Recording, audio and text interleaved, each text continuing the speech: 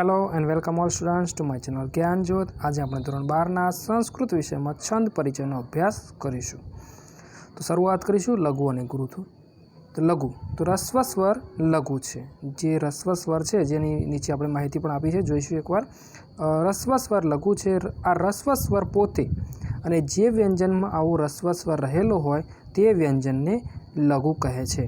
અહીં આપણને ખબર છે એ પ્રમાણે અક્ષરમેળ છંદ જ્યારે આવશે અથવા જ્યારે આપણે એનો અભ્યાસ કરીશું ત્યારે લઘુ અને ગુરુને ઓળખવાના થશે।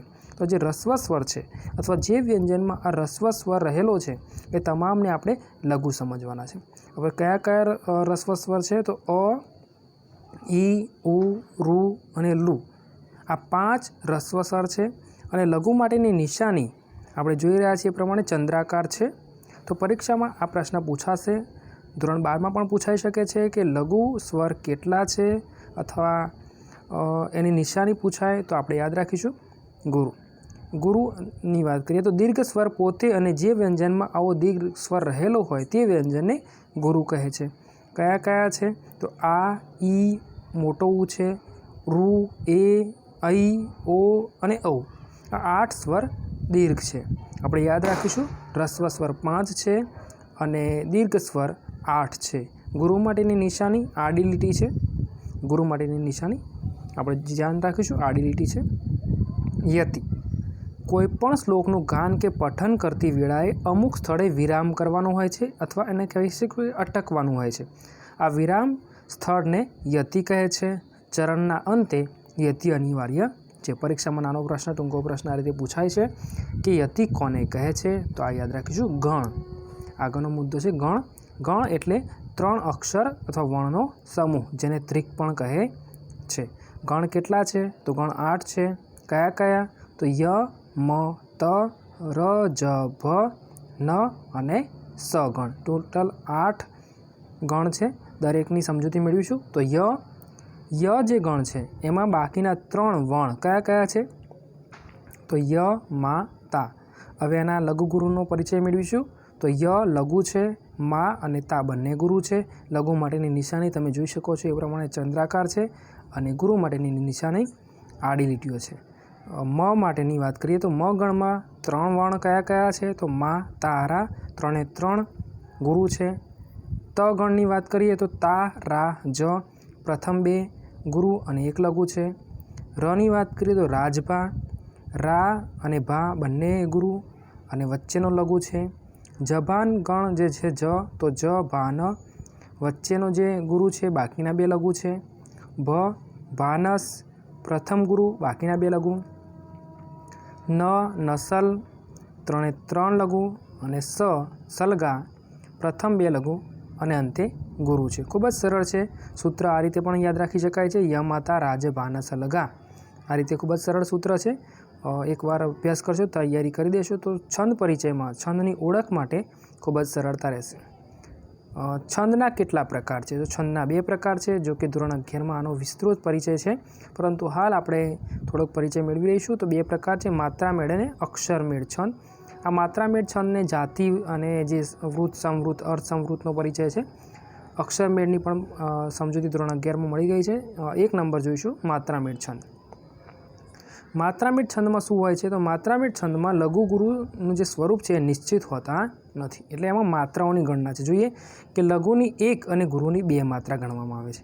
એટલે આપણે જે અક્ષરમેળ છંદની વાત આગળ કરીશું એ પ્રમાણે કે એમાં ગણ છે ય માતા રા જે છે ય માતા એટલે કે 1 લઘુ 2 ગુરુ, આ તે પ્રકારના જે સ્વરૂપ છે એ માત્રામેળ છંદમાં એવું કશું નિશ્ચિત હોતું નથી, પરંતુ ત્યાં લઘુ અને ગુરુની માત્રાઓની જે ગણના છે એનું ટોટલ હોય છે। અક્ષરમેળ છંદની વાત કરીએ તો આ છંદમાં શું છે? અક્ષરના લઘુ અને ગુરુ એવા રૂપની ઓળખ કરવાની હોય છે। અહીંયા એનું નિશ્ચિત બંધારણ છે અને એ પ્રમાણે લઘુ અને ગુરુ અક્ષર ઓળખવાના છે। પ્રથમ છંદ જે આપણો ધોરણ 12નો છે એ છે આર્યા, અને આર્યા છંદ જે છે એ માત્રામેળ છંદ છે। તો જોઈએ એનું લક્ષણ છે, પરીક્ષામાં પૂછાશે કે આર્ય છંદ ઉદાહરણ સહિત સમજાવો અથવા કોઈ પંક્તિમાંથી આર્ય છંદને આપણે અથવા જે પણ છંદને છે ઓળખવાનો થઈ શકે છે। તો એનું બંધારણ, એનું લક્ષણ આપણને ખબર હોવી જોઈએ। તો લક્ષણ છે કે જે પદના પ્રથમ અને તૃતીય ચરણમાં 12 માત્રાઓ હોય। કેટલી માત્રાઓ હોય? 12 માત્રાઓ। આ માત્રાઓ કઈ રીતે ગણવાની છે એનો પણ આપણે નીચે પરિચય આપ્યો છે। તો 12 માત્રાઓ હોય છે કયા કયા ચરણમાં? પ્રથમ અને તૃતીય ચરણમાં. દ્વિતીય ચરણમાં જે છે 18 માત્રાઓ છે અને ચતુર્થ ચરણમાં 15 માત્રાઓ હોય ત્યાં આર્યા છંદ કહે છે. ઉદાહરણ આ રીતે છે અને સાથે સમજૂતી પણ આપી છે. વ્યસને મિત્ર પરીક્ષા, સુર પરીક્ષા રણાંગણે ભવતી, વિનય ભૂત્ય પરીક્ષા, દાન પરીક્ષા ચતુર્ભિક્ષે. અહીંયા આપણે 4 ચરણ છૂટા પાડ્યા છે. પ્રથમ ચરણ જે છે એમાં 12 માત્રાઓ, દ્વિતીય ચરણમાં 18 માત્રાઓ, તૃતીય ચરણમાં 12 માત્રાઓ અને ચતુર્થ ચરણમાં 15 માત્રાઓ. આ કઈ રીતે માત્રાઓ છે એનો પણ નીચે પરિચય મેળવી લઈશું. તો જોઈ રહ્યા છીએ એ પ્રમાણે દરેક વર્ણની તરત જ માત્રાઓ કેટલી છે એ પણ લખી છે. તો વ્યની 1 માત્રા છે, સ 1 છે. અહીંયા ખાસ એ પણ યાદ રાખીશું કે લઘુ ગુરુની પણ જે રીતે છે કે લઘુની 1 માત્રા અને ગુરુની 2 માત્રા છે. એ પણ સરળતાથી જો તમને યાદ રહેશે તો સરળતાથી તમે માત્રાઓની પણ ગણના કરી શકશો. તો વ્ય 1, સ 1, ને જે છે એમાં ન ને ઉપર એક જે છે એ માત્રા, એટલે કે અહીંયા એ છે જે ગુરુ છે અને એના કારણે 2 માત્રાઓ થઈ છે. મી ત્ર, અહીંયા મી છે એના 2 છે કારણ કે પાછળ જોડાક્ષર છે એટલે એ ગુરુ થયો છે મી, એટલે 2 માત્રા છે. ત્ર 1 માત્રા છે, પ 1 છે, રીમાં ઈ દીર્ઘઈ છે, ક્ષામાં આ દીર્ઘ સ્વર છે. એ રીતે 2 માત્રાઓ છે. તમે આ રીતે એકવાર અભ્યાસ કરશો તો તમામમાં જે માત્રાઓ છે એનો અભ્યાસ કરી લેશો અને જે પ્રમાણે આપણે ચરણમાં જોયું એ પ્રમાણે નિયમબદ્ધ માત્રાઓ થશે અને એના કારણે અહીંયા આપણો આર્યા છંદ સંપૂર્ણપણે સાબિત થશે.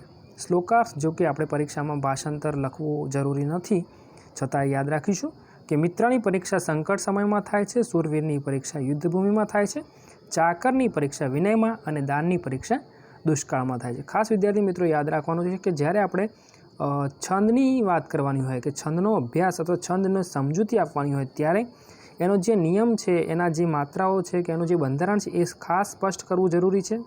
અને એની સમજૂતી જે રીતે મેં આપી છે એ રીતે તમે સરળતાથી આપશો તો 2માંથી 1 પણ માર્ક્સ, અડધો પણ માર્ક્સ કપાવવાની શક્યતા કોઈ રહેશે નહીં. પૂરા તમને માર્ક્સ મળશે. છંદ નંબર 2 છે શિખરીણી. લક્ષણ જોઈએ તો જે પદના દરેક ચરણમાં અનુક્રમે યગણ, મગણ, નગણ, સગણ, ભગણ અને તે પછી ક્રમશઃ લ એટલે લઘુ અને ગ એટલે ગુરુ એમ કુલ 17 અક્ષર હોય અને પહેલાં અને પછીના 11 અક્ષરે યતિ આવે તેને શિખરીણી છંદ કહે છે. અહીંયા યતિ ભલે રહી ગયું છે પણ યાદ રાખીશું કે 11 અક્ષરે શું આવશે? યતિ આવશે. અને આપણે આગળ અભ્યાસ કર્યો છે યતિ કોને કહે છે? તો પદના ગાનમાં જે અટકવાનું સ્થાન હોય એને યતિ કહે છે. તો પ્રથમ 6 અક્ષરે અટકવાનું થશે અને પછીના 11 અક્ષરે એટલે ટોટલ 2 વાર અટકવાનું થશે અને એ રીતે આ છંદ બનશે શિખરીણી. પરીક્ષા માટે સરળ એક સૂત્ર છે યમના સબલગા 6 + 11 = 17. શું છે? તો અહીંયા જે ગણ છે ય, મ, ન, સ, ભ, 5 એક ગણ છે એટલે 5 ગણમાં 3 વણ એટલે કે 5 તરી 15, 5 × 3 15 અને લનો 1 અને ગા જે ગુરુ છે લ લઘુ અને ગ ગુરુ એમ 2 એટલે 17, ટોટલ 17 અક્ષર થાય છે. અને 6 + 11 6 + 11 એ 6 અક્ષરે યતિ આવશે અને બીજો યતિ 11 અક્ષર એટલે ટોટલ 17 અક્ષર થઈ જાય છે. ખૂબ જ સરળ રીતે તમે એકવાર આ સૂત્ર યાદ રાખશો યમના સબલગા 6, 11, 17. તો સરળતાથી તમે આખું બંધારણ યાદ રાખી શકશો. ઉદાહરણ અને સમજૂતી પણ આપણે આ રીતે આપી છે. અહીંયા મેં ખાસ પ્રયત્ન કર્યો છે કે દરેક જે વર્ણ છે એના ઉપર લઘુ ગુરુનું ચિહ્ન સ્પષ્ટ બંધ બેસે જેથી તમને ઓળખવામાં કોઈ સમસ્યા ન થાય. એકવાર આપણે સમજૂતી મેળવી લઈએ તો ગુણાયંતે દોષા સુજન વદને દુર્જન મુખે ગુણા દોષાયંતે તદિદ મપીનો વિસ્મય પદમ. શ્લોકાર્થ એકવાર જોઈ લઈએ કે દોષ હોય તો પણ સજ્જનના મુખે તે ગુણ બની જાય છે અને ગુણ હોય તો પણ દુર્જનના મુખે તે દોષ બની જાય છે. અમારા માટે આ વિશ્વએ ઉપજાવે તેવી બાબત છે. અધૂરો શ્લોક છે, પુસ્તકમાં સંપૂર્ણ આપ્યો છે પણ ખાસ આપણે યાદ રાખવાનું છે કે આપણે જે સમજૂતી મેળવવાની છે એ મેળવી લઈએ. તો તમે જોઈ રહ્યા છો એ પ્રમાણે પહેલો અક્ષર છે ગુ અને તમે જોઈ રહ્યા છો એ પ્રમાણે અહીંયા જે ઉ છે એ રસ્વ છે એટલે એ લઘુ છે.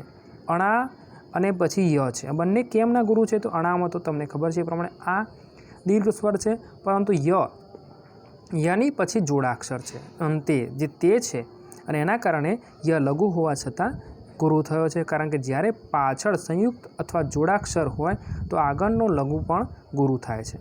એ જ રીતે અંતે છે એટલે તો ગુરુ છે. દો છે ગુરુ છે. શા પણ ગુરુ છે. શું તમે જોયું એ પ્રમાણે આગળ પણ આપણે અભ્યાસ કર્યો કે લઘુ સ્વર છે લઘુ ઉ છે. જન જે છે તો બંને સરળતાથી દેખાય જ છે કે લઘુ છે. વદ અને બંને પહેલાં જે છે વદ લઘુ અને નેમાં તમને ખબર છે એ પ્રમાણે એ છે એટલે એ ગુરુ થાય છે. દુર્જનમાં પણ આપણે જોઈ રહ્યા છીએ એ પ્રમાણે દુર્જ રજ જે છે જોડાક્ષર છે એટલે આગળનો અક્ષર ગુરુ થયો છે. જન સરળ છે. મુખે તમે જોઈ રહ્યા છો સરળ છે. પહેલો મુખને મુ એ રસ્વ ઉ છે. ખે સરળતાથી ગુરુ થઈ ગયો છે. અને આ રીતે તમે જો અભ્યાસ કરવાનો પ્રયત્ન કરશો, ખાસ એ પણ યાદ રાખવાનું છે કે જે જોડાક્ષર છે એની આગળનો અક્ષર ગુરુ થાય છે એ પોતે લઘુ રહે છે, પરંતુ એના આગળનો અક્ષર ભલે લઘુ હોય એ ગુરુ થાય છે. અને ખાસ અહીંયા આપણે બીજી પંક્તિમાં જે છેલ્લો મ છે જે ખોડો છે એનો આપણે ઉલ્લેખ નથી કર્યો, કારણ કે જે ખોડો અક્ષર છે એને આગળના અક્ષરમાં ગણી લેવામાં આવે છે. એટલે કે જે પ દ મ છે એમાં દ આપણને દેખાય છે એ પ્રમાણે લઘુ હોવા છતાં એ ગુરુ છે, કારણ કે પાછળનો જે મ છે એ એમાં ગણાઈ ગયો છે. એટલે પદમ જે છે એમાં દ ગુરુ થઈ જાય છે. ખૂબ જ સરળ છે. એકવાર આનો અભ્યાસ કરશો. પુસ્તકમાં લઘુ ગુરુના ચિહ્નોમાં થોડીક સમસ્યા છે, મેં જોઈ છે એ પ્રમાણે મારા પુસ્તકમાં કે એક્ઝેક્ટ એના ઉપર બંધ બેસતું નથી, એટલે છતાંય તમે એકવાર અભ્યાસ કરી લેશો અને તમારા જે તે તમે નોટબુક બનાવો છો એમાં ખૂબ જ સાવચેતીથી આ કામ કરશો. એક ઉદાહરણ દ્વારા તમે આ રીતે તૈયારી કરશો તો ચોક્કસ તમને છંદમાં જે 2 માર્ક્સ છે એ પૂરા મળશે. ખૂબ ખૂબ આભાર.